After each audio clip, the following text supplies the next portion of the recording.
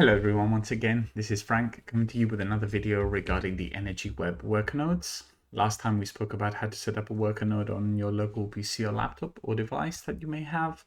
And this time I wanted to run you through how to set it up on the cloud. Why you should do it, what you're going to need, and how to set it up in general. So here we go. So regarding as to why, there's quite a few points that I could end up making a whole video as to why locally or why on the cloud. But the main points are the fact that running it on the cloud means that you don't have to buy a machine. You don't have to keep a machine running all the time. And as we move forward, you don't even have to upgrade the machine or anything like that. It's an easy, effectively just plug and play way of you being able to just put your coins to work and do some useful work at the same time without any of the hassle of maintenance or just running of that machine in general locally in your house or wherever that may be. So first thing we want to do is we want to go to smartflow.org, which is the site which gives us access to the cloud, and we want to log in. We can use our credentials, of which I've already done. And first things first, you need to know about this site is that it has two sides to it. It has the software as a service, which is effectively for anyone who needs any work verified, any of the utilities, effectively partners that are on board. And then there's verification as a service. This is the other side of the coin in which one person asks for a service to be done, and then they're the people who actually do the work. That's exactly what we want to be doing under the worker node. And the first thing you need to do here is go ahead and purchase a worker node. You have the option of actually bringing your own if you already have one through Amazon or DigitalOcean, or you can actually go ahead, which is what I've done, and run it on the Energy Web Managed Cloud. The next choice you're going to have to make is going to be selecting how many nodes you want to run. This depends clearly on how many coins, EWT, you have, but be aware that the monthly cost for running this on the cloud is $29.99 a month. Once you select that, you click subscribe. That takes you through to a page in which you have to pay. And once that payment has gone through, you go back onto the Launchpad and you will see under managing, you have one worker node ready to deploy. Now that we have purchased it and it's ready to deploy, we need to click on deploy and we need to give the worker node a name.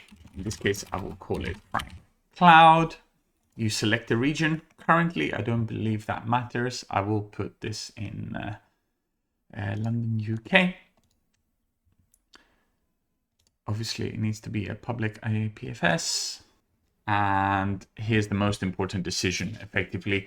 If you haven't made already a worker node that you want to bring to the cloud and you just want to make one from scratch, you need to generate a worker node account. However, as I did show you in the previous video, I do have a worker node ready to bring to the cloud and migrate it effectively. What you need to do here is you need to enter your seed phrase. And once you've gone ahead and done that, you click continue.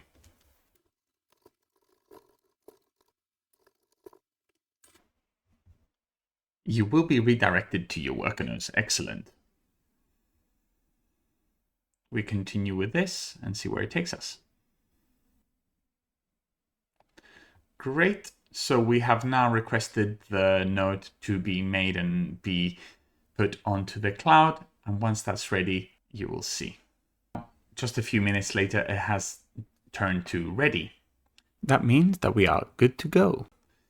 We click on view details. Here you can see the public key of the worker node. Remember, this is not specifically your address, but for the worker node itself, and some details that we have selected about the worker node. The node health status, which is running, even though it's not set up yet. We need to do those final steps right now. Next thing will be to click on Open Operators Console, and we have to select the desktop app or the web UI, which I know is currently being developed in order to activate it. Once we do that, we will be prompted to open up the marketplace, and I will take you there right now. Here we are then in the marketplace itself, the downloaded worker node that we had set up previously. And as you can see, we have actually earned some pretty sweet rewards. It does work. It's been 2 days, so that's about just over half an EWT a day for 500, which works at around 29-30% API. So going back to the point of linking this worker node onto the cloud, so I can turn off my PC and rest well at night, you want to click down here where it says select where to run this worker node on this machine. And now I'm going to click to switch the worker node location. I am sure. And I go through with that. Remote worker account set successfully. And we close that. We can also check that we have casted 12 votes currently, so we can maybe track how that looks online to ensure that we are actually working, and sleep in peace. Thank you very much. That's all. And you've done all the things you need. I can go ahead and close this app indefinitely as it's all running smoothly by itself on the cloud. So there you have it. That's the whole process done. I hope it's clear now as to why you should be running on the cloud, if it's suitable for you, what you will need, which effectively is just a browser and the ability to download the marketplace in order to set it up as shown, even though very shortly you'll be able to do that on the web browser UI that I showed you and told you is coming soon. I hope that everything's been very clear. And if you have any questions, leave any comments, or as always, come into the Telegrams or Discords in order to find any help or any technical troubleshooting you may need. So, thank you very much. I hope it helped, and see you soon.